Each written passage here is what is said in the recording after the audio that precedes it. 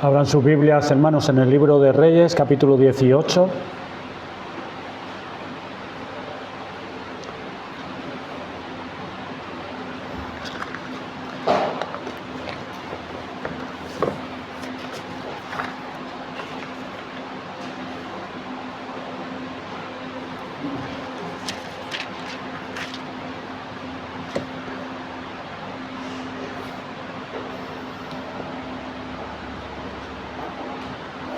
Vamos a orar. Señor Dios, Padre, queremos en este momento rogarte que seas tú con nosotros, ayudándonos, dándonos un corazón bueno para recibir tu palabra, la enseñanza en esta mañana que tú tienes para nosotros. Pedimos que tu Espíritu nos dé la luz que necesitamos para poder ver y entender la verdad en tu palabra y poder aplicar tu verdad a nuestras vidas. Háblanos a la conciencia, al corazón, para que tu palabra fructifique en nuestra alma y se magnifique y se evidencie, Señor, en los frutos de piedad en nuestra vida diaria. Líbranos del error, líbranos del engaño, del falso evangelio, de herejías destructoras, de enseñanzas mentirosas. Ayúdanos, Padre, por tu Espíritu. Te lo pedimos en el nombre de Cristo. Amén.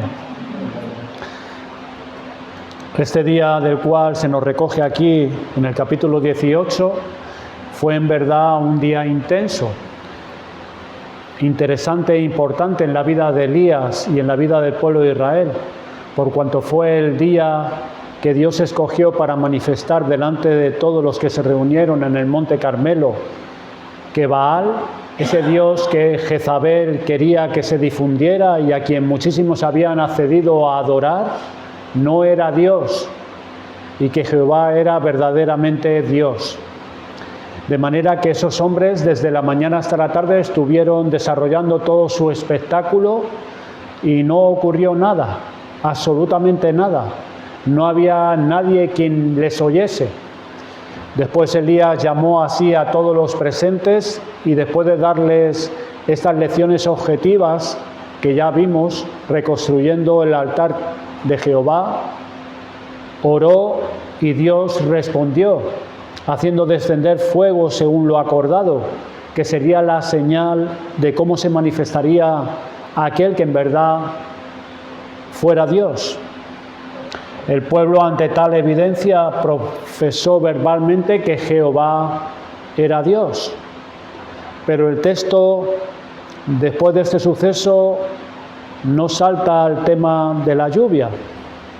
Miren en el versículo 39. Viéndolo todo el pueblo, se postraron y dijeron: Jehová es el Dios, Jehová es el Dios. Pero no pasa directamente al versículo 41, cuando hace esta profesión el pueblo, que en el versículo 41 vemos que Elías entonces dijo: acá sube, come y bebe, porque una lluvia grande se oye. No, sino que todavía quedaría un tema pendiente. Antes de abrir los cielos para que vertieran las lluvias sobre esta tierra que llevaba más de 3 años sin recibir nada de agua. Y lo que se tenía que resolver, ese tema pendiente, ese asunto está ahí, resumido en el versículo 40, de una forma sencilla, escueta y simple. Y el asunto es: ¿qué pasó con los 450 profetas de Baal después que quedó descubierta su falsedad y la vindicación de Jehová como el verdadero Dios?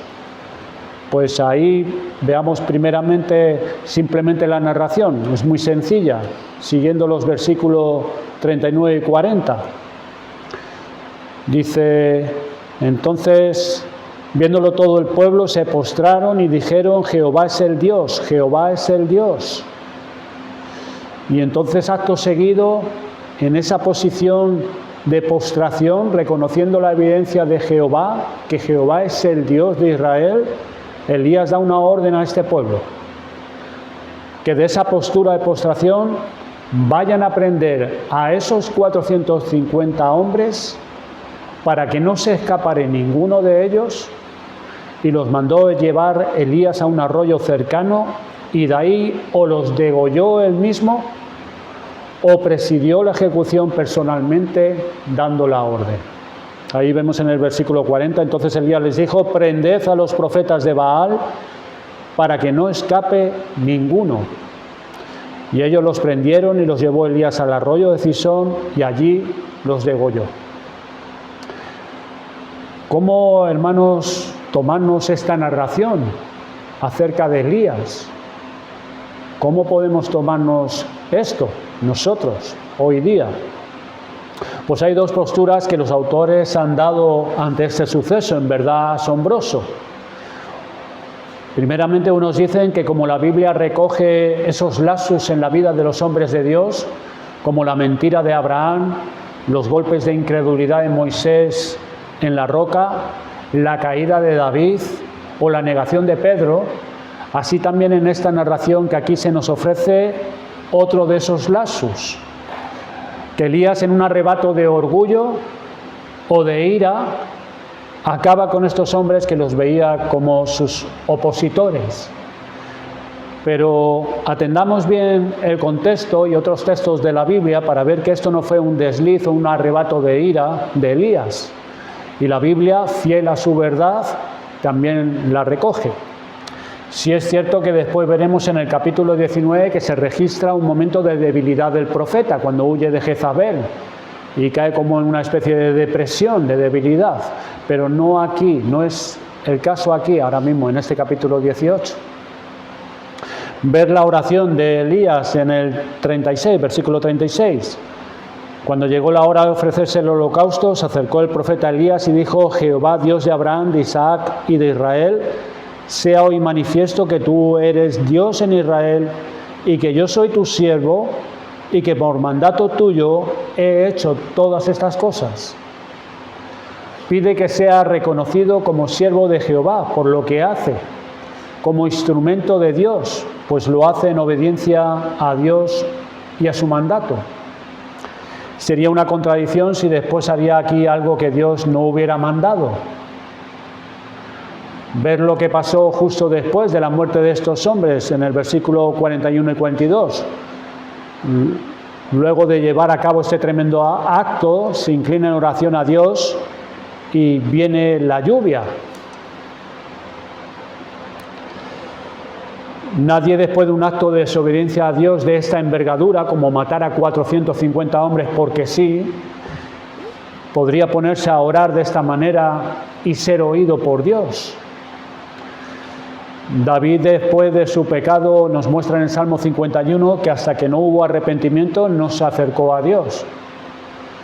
Y lo que se nos dice aquí en el versículo 40 fue una parte más de lo que tenía que hacer para vindicar el nombre de Dios ante la nación y que ésta se volviera de Baal a Jehová. Esa era la suerte de los vencidos en manos de sus vencedores. ¿Y cómo sabemos que esto fue hecho como profeta de Dios, en base a la enseñanza de Dios? Pues miren, vayamos todos allí a Deuteronomio 13.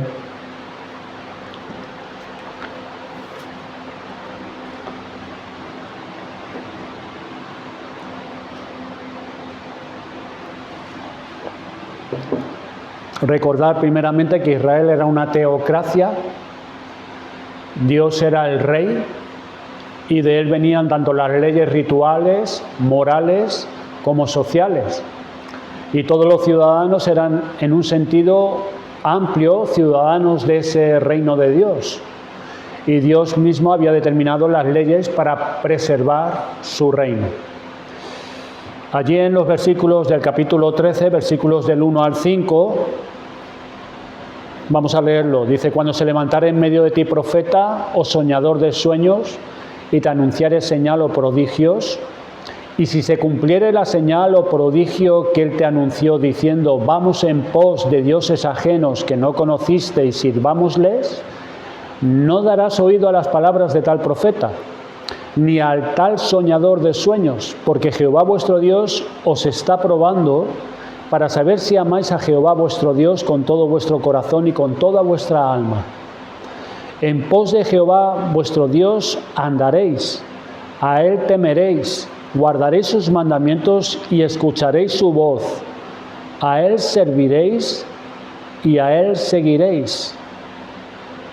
Tal profeta o soñador de sueños ha de ser muerto por cuanto aconsejó rebelión contra Jehová vuestro Dios, que te sacó de tierra de Egipto y te rescató de casa de servidumbre, y trató de apartarte del camino por el cual Jehová tu Dios te mandó que anduvieses, y así quitarás el mal de en medio de ti. Si se levantaba uno que hiciera milagros y ese mensaje te desviaba de Dios, ese profeta con sus milagros y todo tenía que ser muerto. Pero observar también los versículos del 6 al 11, no solo un profeta, sino un amigo e incluso un familiar íntimo. Si te quería incitar a la idolatría, miren lo que pasaba. Si te incitare tu hermano, hijo de tu madre, o tu hija, tu hijo, tu hija, tu mujer o tu amigo íntimo, diciendo en secreto, vamos y sirvamos a dioses ajenos, que ni tú ni tus padres conocisteis, de los dioses de los pueblos que están en vuestro alrededor, cerca de ti o lejos de ti, desde un extremo de la tierra hasta el otro extremo de ella, no consentirás con él, ni le prestarás oído, ni tu ojo le compadecerá, ni le tendrás misericordia, ni lo encubrirás. Consideren la situación de un hijo para con un padre, haciéndolo descrito en el versículo 16, incitando a ese hijo, a ese padre, a apartarse de Jehová e ir en pos de dioses ajenos. O aún más, la esposa al esposo, como nos dice aquí, en lo secreto, en la intimidad. Esa esposa a ese esposo, diciéndole, esposo, Jehová es un Dios un tanto estricto. Sus leyes y mandatos demandan mucho de nosotros. Y mira las naciones vecinas a nuestro alrededor. Mira sus dioses. Viven más tranquilos. Se pueden tomar las cosas más a su manera. Tienen como más libertad. No estructuran tanto sus vidas. ¿Por qué no probamos, esposo mío, con uno de esos dioses? Quizás podamos vivir mejor. Pues fíjese el marido o el padre a lo que estaba obligado. Ya no solamente al versículo 6, como hemos leído. Si te incitare tu hermano, tu hijo, tu esposa, no lo consentirás, versículo 8, ni le prestarás oído, ni tu ojo se compadecerá, ni tendrás misericordia, ni lo encubrirás. No solo eso, sino el versículo 9, sino que lo matarás. Lo matarás. Ese era el mandamiento de parte de Dios. No solo que no lo encubrirás, no solo que no participarás de ello, ni lo oirás, lo matarás. Toda la nación tendría que haber sufrido la misma suerte ahí en el Monte Carmelo, menos esos 7.000 que no habían inclinado su rodilla ante Baal. Pero Dios tuvo misericordia de ella en virtud de la oración de Elías, y en base de esa confesión de arrepentimiento exterior. Así que lo que hizo Elías no es un arrebato personal contra esos opositores, no era que Elías era un hombre rudo, brusco, dado a explosiones y arrebatos.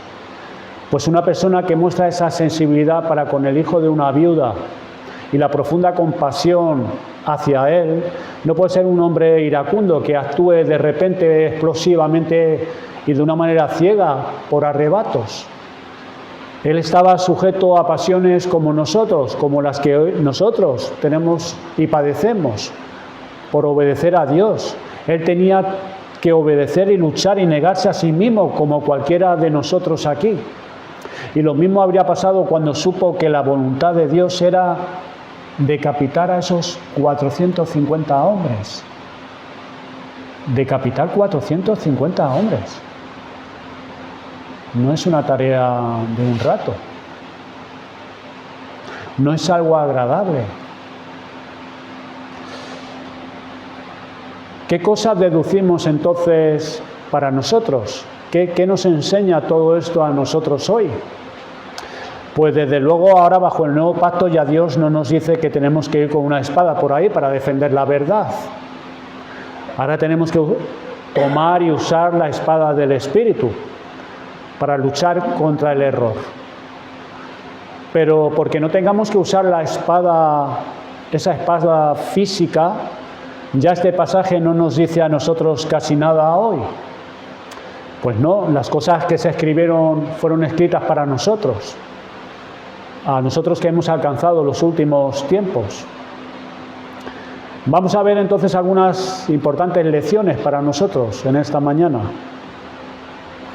Lo primero es que este versículo 40 nos muestra cómo Dios es soberano para traer su juicio cómo y cuando Él quiere. Cómo y cuando Él quiere. Dios ha dicho, mía es la venganza, yo pagaré. Y este pasaje nos muestra cómo esta venganza y pago se ejecuta, cómo y cuando Él quiere. Dios es quien da la vida de forma soberana y la mantiene en nosotros de igual manera, de forma soberana. Dios es soberano para traernos la salvación, pero también es soberano para traer su venganza sobre aquellos que andan en desobediencia por la dureza de sus corazones.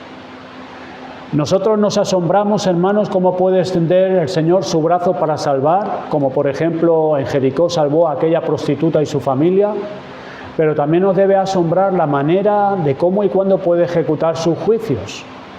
Y lo vemos en la palabra de Dios. Recordar con Nabucodonosor, en Daniel capítulo 4, y luego más tarde en el capítulo 5 con Belsasar, su hijo. No podemos tomar en duda los caminos de Dios, ponerlos en duda, no podemos cuestionarlos. Y es asombroso en este versículo 40 que Dios hubiera tenido tanta paciencia para soportar a estos hombres haciendo todo lo que hacían para apartar al pueblo de Dios. Y lo soportó tanto tiempo sin haber ejecutado sus juicios antes. Años enteros dando esta enseñanza falsa en el pueblo de Dios. El pueblo de la propiedad exclusiva de Dios y a quien amaba Jehová de una forma muy especial. Y sacrificando a su falso Dios los animales que le pertenecen solo a Jehová. Porque Él los creó y son suyos. Qué paciencia para aguantar tanto y tanto. Si tú vieras que hombres extraños y malvados entraran en tu casa para herir a tu esposa y a tus hijos, ¿no harías rápidamente algo, avisar y tomar las medidas necesarias para detener eso? Pues Israel es la casa de Dios, el pueblo de Dios, y Él con mucha paciencia soportó los vasos de ira. Miremos entonces la bondad de Dios, pero también la severidad de Dios. Debemos de mirar y asombrarnos de su bondad, pero también de su severidad. La segunda lección es la venganza peculiar de Dios sobre los falsos profetas. Debemos de resaltar esto y hacerlo notorio, sobre todo en nuestros días, donde la inclinación más predominante al respecto dentro del cristianismo es la tolerancia, que todo está bien. Hoy la idea del ecumenismo está muy extendida y enraizada en las mentes del mundo cristiano. Este movimiento trata de unificar todos los movimientos y tendencias que tengan un cierto barniz de cristianismo, tratarlo como que casi todo vale. ¿Y cómo es que se ha introducido esa forma de pensar y esa práctica está tan extendida dentro del mundo cristiano? Pues durante las últimas décadas se ha estado enfatizando que la verdad no importa tanto. Más importante es lo que tú sientas. La búsqueda es a sentir cierta experiencia, no la verdad que hay que conocer y obedecer. El paso siguiente entonces es a pensar que no hay tal cosa como verdades absolutas, verdades finales, que no hay como unas doctrinas incuestionables e inamovibles con las cuales no se puede negociar. Por tanto, todo es adaptable, todo más o menos vale en la iglesia, en la adoración, en la evangelización, da igual, cualquier medio es bueno, todo vale en la predicación. Lo importante y lo que se busca no es tanto la verdad, sino si te hace sentir bien, si te hace sentir feliz, si le hace sentir feliz al individuo. Imagínate esta mentalidad moderna ecuménica con el barniz de la cristiandad, analizando y evaluando el versículo 40. Prenderlos y matarlos. Imagínate la mentalidad ecuménica. Y podría ser algo así. Elías, tú tienes tus ideas muy particulares acerca de Dios. Tú eres ferviente y celoso, lo reconocemos. También tienes tu temperamento, tu cierta agresividad, con tus ideas bien definidas. Pero Elías, mira a estos profetas de Baal. También tienen sus ideas religiosas. Mira cuánto hacen y cuánto se esfuerzan según sus conceptos. Todas estas horas tratando de demostrar sus creencias. Son gente en verdad sincera, que tiene una sensibilidad espiritual hacia la religión que es diferente a la tuya. Dios dijo, sean degollados. Pero la mentalidad moderna trataría de admitirlos, incorporarlos y aprovechar ciertas cosas que supuestamente tendrían para aprovechar dentro del cristianismo. Tratarían de explicar las diferencias desde el punto de vista de la psicología, encasillarlo como cosas de temperamentos y buscaría lo bueno que podría aportar los profetas de Baal al fenómeno de la religión. Esta mentalidad ecuménica de hoy no se plantearía la gran cuestión de Elías en este conflicto. Como hemos enfatizado, ¿quién es Dios? ¿Jehová o Baal? No se lo plantearía, daría igual.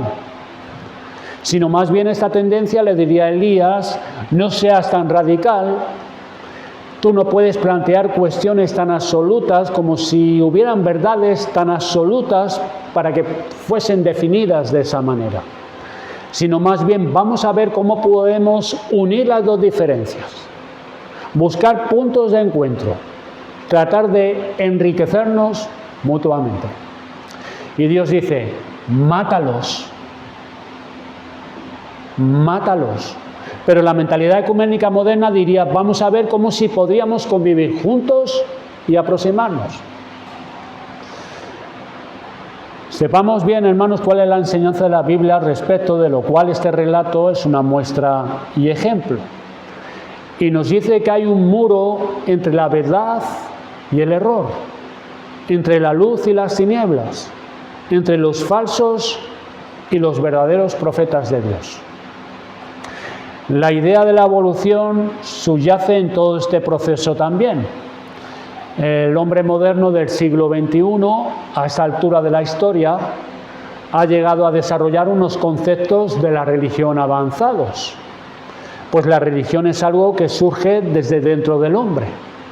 Por eso todo hombre tiene derecho a expresar lo que tiene en su interior y hay que admitirlo. Esto es lo que piensa el hombre moderno del siglo XXI. Y tratando de unificar todo eso, sin duda llegaremos a una idea de la religión mucho más elevada. Y ese es el fundamento y las enseñanzas de la nueva era. Que todos tenemos espiritual, que todos podemos en nuestro interior expresar nuestra manera y concepto de ver a Dios y la espiritualidad.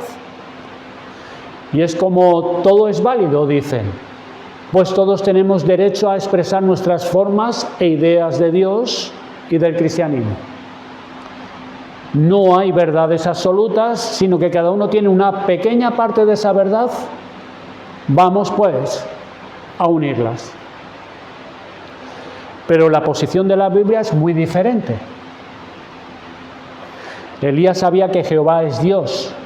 Pues esto es una verdad absoluta revelada en las Sagradas Escrituras. Dios ha dado la verdad objetiva revelada en las Sagradas Escrituras que indica lo que debemos creer y lo que debemos hacer. Por tanto, si alguno se está imaginando un Dios diferente al que el Espíritu Santo ha revelado en la Biblia, ese es un Dios falso. Y todo lo que se diga aparte de lo que Dios ha revelado no es conforme a la verdad. Eso es mentira. Y si alguno lo cree y lo abraza, esa mentira lo destruirá. A esa doctrina se les llama herejías destructivas. El apóstol Pedro, allí en el capítulo 2, versículo 21. ¿Y por qué son destructivas? Pues provocan en el hombre que las abraza un proceso de degradación moral y espiritual. También son llamadas doctrinas de demonios por el apóstol Pablo, allí en 1 Timoteo 4:1, porque no son verdades reveladas de parte de Dios las que regulan ese asunto que se cree o se hace. Allí, por ejemplo, dice que en los postreros tiempos, Pablo escribe que prohibirán casarse y prohibirán comer ciertos alimentos. Pero eso son doctrinas de demonios, porque no están reguladas por la revelación de Dios en su palabra, sino son mandamientos de hombres.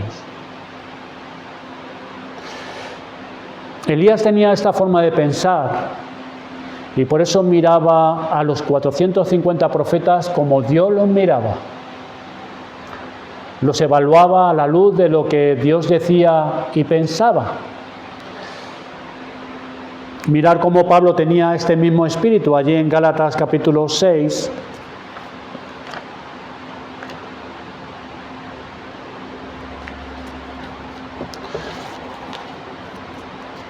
Capítulo 1, versículos 6 al 8.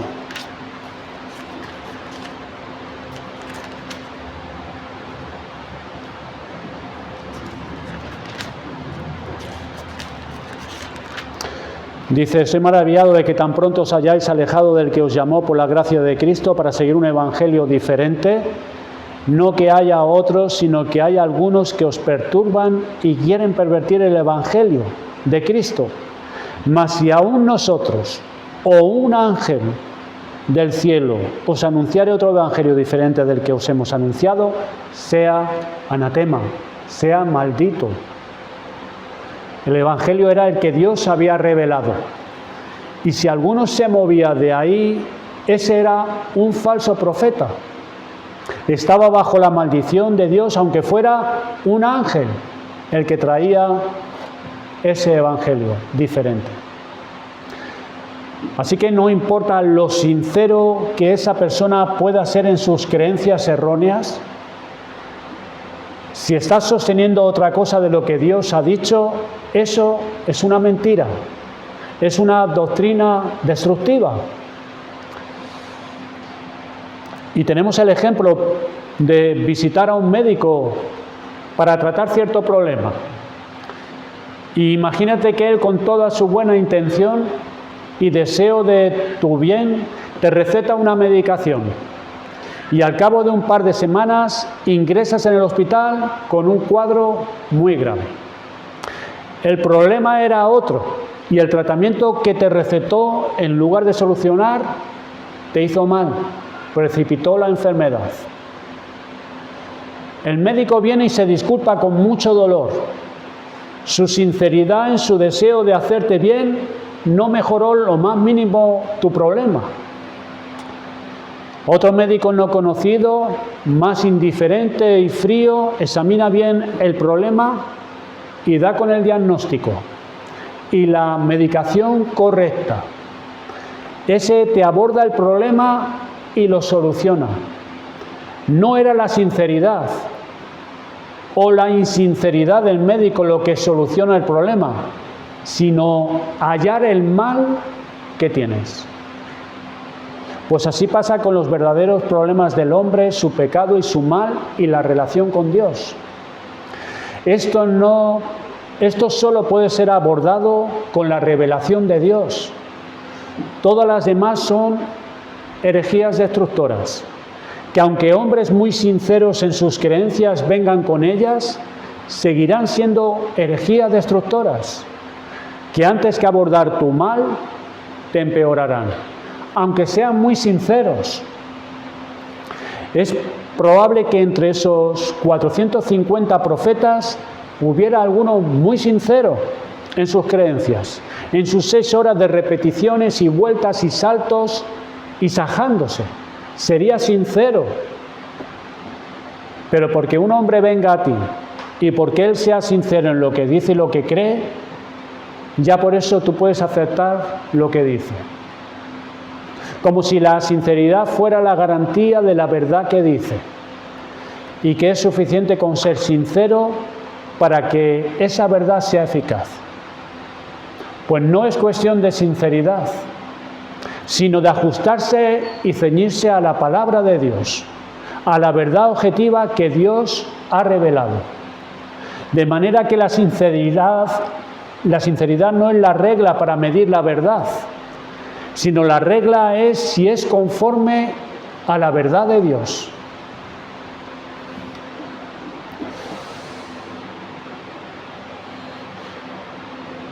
Extendamos esto entonces a nuestros días ahora. Si entendemos cuál es la extensión del ministerio profético bajo el antiguo pacto, ahora en el nuevo pacto, sabremos cómo aplicarnos esto a nosotros. Esto lo podemos ver en 2 de Pedro, capítulo 2, versículo 1, cómo los profetas de antes son equiparados con los maestros de ahora, con la diferencia que aquellos profetas hablaban en el nombre de Dios lo que Dios les revelaba. Y ahora los maestros tienen que explicar y aplicar lo que está contenido en el cuerpo de revelación que es la Biblia. Así vienen hoy haciendo lo que Pablo rehuía hacer en 2 Corintios capítulo 4, versículo 2, adulterar la palabra de Dios. Es decir, añadir algo que le quita sus propiedades. De manera que es posible usar la palabra de Dios, pero hacerla de forma adulterada. Lo hemos leído en Deuteronomio 13, aquel profeta falso, soñador de sueños, que se cumplía la visión, pero da un mensaje de apartarte. Un profeta falso. Hoy no tenemos profetas, pero sí maestros. Y a lo mejor no te va a decir un maestro falso que te apartes de Jehová, pero sí puede adulterar la palabra de Dios, como nos decía Pablo en 2 Corintios 4. Quitarle las propiedades a la palabra. De manera que es posible usar la palabra de Dios, pero adulterando la palabra de Dios. En 2 de Pedro 3:16 nos dice allí el apóstol Pedro que usarla y torcerla. Miren en 2 de Pedro 3:16.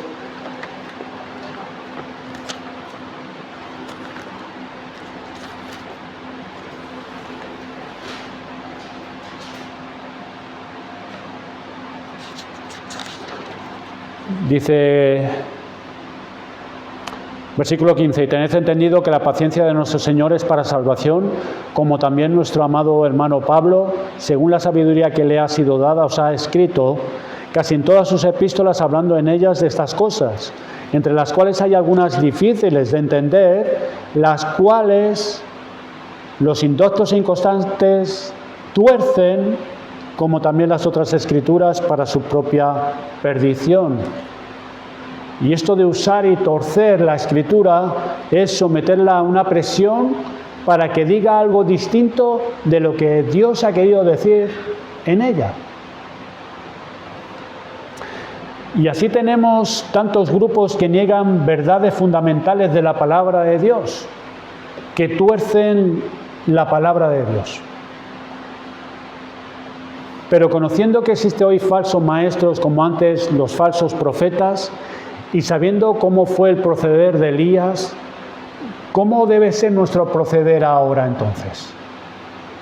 ¿Qué debemos de hacer? ¿Cuál debe ser nuestro proceder? Si tenemos el mismo espíritu de Elías, ¿tenemos que proceder de la misma manera que Elías? Si queremos que la verdad de Dios progrese en este tiempo tan difícil, ¿tenemos que seguir las pautas que siguió Elías en su tiempo? Pues Elías hizo lo que Dios había dicho que tenía que hacer en ese tiempo, según Deuteronomio 13. Nosotros tendremos que hacer lo que Dios nos ha dicho que nosotros tenemos que hacer en nuestro tiempo. ¿Se acuerdan al principio los discípulos, Jacobo y Juan, creyeron que tenían que proceder siguiendo el mismo patrón que Elías? ¿Se acuerdan cuando no recibieron a Cristo en una aldea samaritana y ellos dijeron: Señor, ¿quieres que oremos como Elías para que caiga fuego del cielo y los consuma a todos? Pero no, Cristo los corrigió, pues algo nuevo había llegado en ese tiempo y ellos no lo habían entendido todavía. Por eso tenemos que saber lo que tenemos que hacer para luchar contra el error de los falsos maestros de hoy. Primeramente, tenemos que exponer la falsedad allí donde se levante y tratar de señalarla. En 1 Timoteo 1:9, Pablo allí exhorta a cómo los ancianos tenían que tener suficiente base para convencer a los que contradicen las sanas enseñanzas.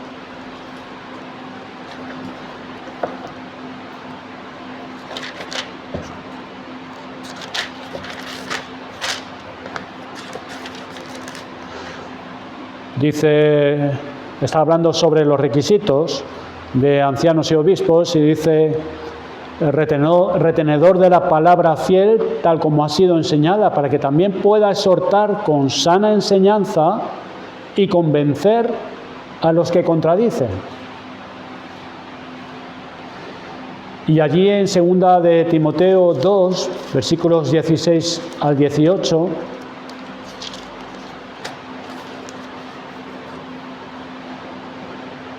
nos dice: mas evita profanas y vanas palabrerías, porque conducirán más y más a la impiedad, y su palabra carcomerá como gangrena, de los cuales son Himeneo y Fileto. Allí es indicada la herejía de estos dos hombres, para que, sabiéndola y reconociendo esa herejía, se evitara allí en la iglesia, pues si no, esta afecta a todo el cuerpo y carcome como la gangrena. Mire también cómo se complace Cristo con esta iglesia en Apocalipsis 2, con la iglesia de Éfeso. En el capítulo 2, versículo 2, dice: yo conozco tus obras y tu arduo trabajo y paciencia, y que no puedes soportar a los malos. Y has probado a los que se dicen ser apóstoles y no lo son, y los has hallado mentirosos. Miren cómo se complace Cristo con esta iglesia, en este aspecto. Luego tiene otras cosas que les reprocha, pero en ese aspecto ellos habían probado a aquellos falsos apóstoles y los habían hallado mentirosos. Los prueba con la palabra de Dios a los que dicen ser lo que no son. y mirándolos a la luz de la palabra, los halla mentirosos. Pero fíjese cómo deplora a otras iglesias, allí en el mismo capítulo, en el capítulo 2, versículo 14, allí a la iglesia en Pérgamo. Y las deplora porque no señala cierta doctrina para apartarse de ella. No señalan el error, no lo denuncian. Dice allí en el 14, pero tengo unas pocas cosas contra ti, que tienes ahí a los que retienen la doctrina de Balaam, que enseñaba a Balac a poner tropiezo ante los hijos de Israel, a comer de cosas sacrificadas a los ídolos y a cometer fornicación. Y en el versículo 20, en el mensaje a Tiatira, pero tengo unas pocas cosas contra ti, que toleras a esa mujer Jezabel, que se dice profetisa, a que enseñe y seduzca a mis siervos a fornicar y a comer cosas sacrificadas a los ídolos.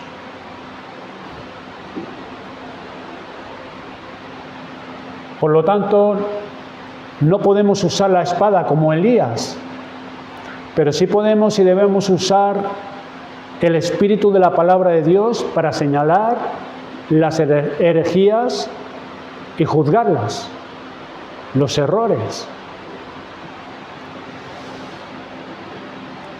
Lo segundo que debemos de hacer es no reconocer, ni cooperar, ni tratar como hermanos a aquellos que se han apartado de las enseñanzas fundamentales de la verdad cristiana. En 2 de Juan, versículos de 9 al 11, dice: cualquiera que se extravía y no persevera en la doctrina de Cristo, no tiene a Dios. El que persevera en la doctrina de Cristo, ese sí tiene al Padre y al Hijo. Si alguno viene a vosotros y no trae esta doctrina, no lo recibáis en casa ni le digáis bienvenido, porque el que le dice bienvenido participa en sus malas obras. Cita aquí el caso de estos que se han extraviado de la doctrina de Cristo, según está revelada.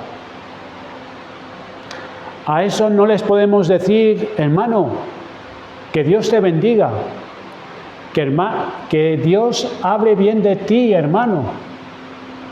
Aquellos que niegan doctrinas fundamentales, aquellos que niegan la deidad de Cristo. Y no me estoy refiriendo a los testigos de Jehová, sino a aquellos que dentro de la cristiandad, que los hay. No les podemos decir, hermanos, que Dios te bendiga. O que niegan que Él es el sacrificio único, perfecto y eficaz para salvar a los pecadores. No les podemos decir, bueno, tú eres un poco diferente, pero que Dios te bendiga. Vamos a unirnos, vamos a ver lo que podemos, vamos a ver cómo podemos trabajar y cooperar juntos. Esa es la tendencia del ecumenismo hoy en día muy fuerte. Debemos de cerrar la puerta a la herejía, no abrirlas a esas ideas erróneas acerca de Cristo.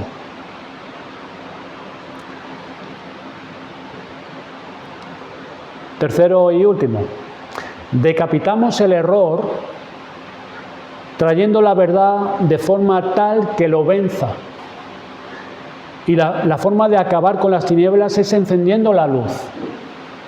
La forma de someter la falsedad es trayendo y exponiendo la verdad. Esa es la forma que nosotros tenemos que usar hoy la espada. Exponiendo la verdad.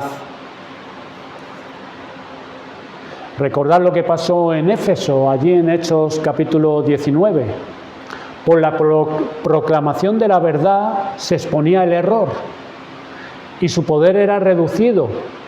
La magia y la idolatría a Diana quedó mermada. ¿Por qué? Porque cuando la verdad gana terreno en la mente y corazón de los hombres, el error es sometido, va siendo sometido, el error va siendo mermado, pero es en la exposición de la verdad. Por eso no podemos coger la espada y matar a los falsos maestros, pero sí podemos, con la verdad definida en sus puntos y doctrinas, ir sometiendo al error. Por lo tanto, hermanos, ¿cómo debemos orar para que tengamos amor y alto aprecio por la verdad y que sepamos cuál es esta?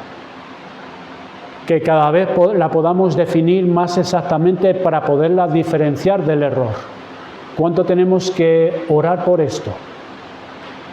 Para que nosotros podamos ir comprendiendo más la verdad.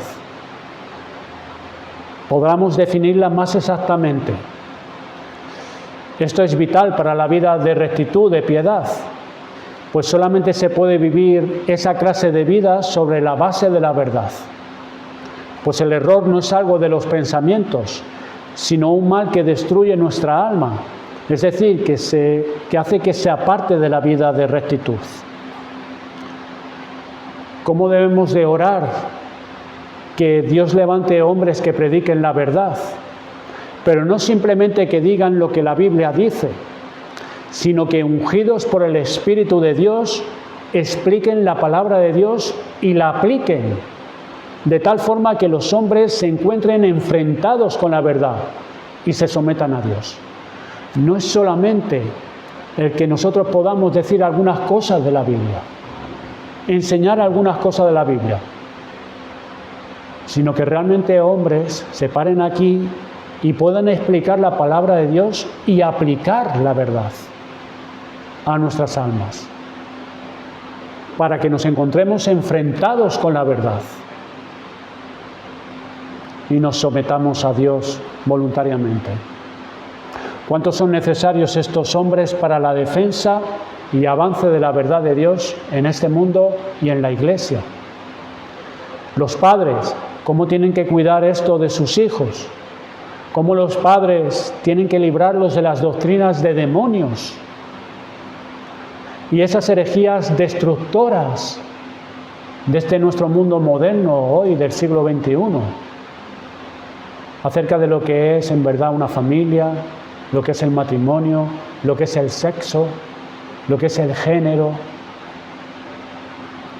Cómo los padres deben de enseñar que vean todas las cosas de la vida a la luz de las Escrituras, de la verdad, su vida, su cuerpo, a la luz de la verdad, sus quehaceres, sus planes, lo que tiene que verlo a la luz de la verdad de la palabra de Dios, su futuro,